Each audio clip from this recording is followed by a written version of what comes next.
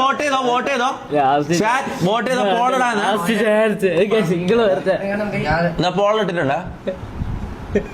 Kick ഇവനെ പുറത്താക്കണം എന്നുള്ളവര് kick എന്നുള്ളത് click ചെയ്യോ, പുറത്താക്കണ്ടെന്നുള്ളെങ്കിൽ നോ കിക്ക് എന്നുള്ളതാ. 100% 100% ആൾക്കാരും കിക്ക് എന്ന് പറയും.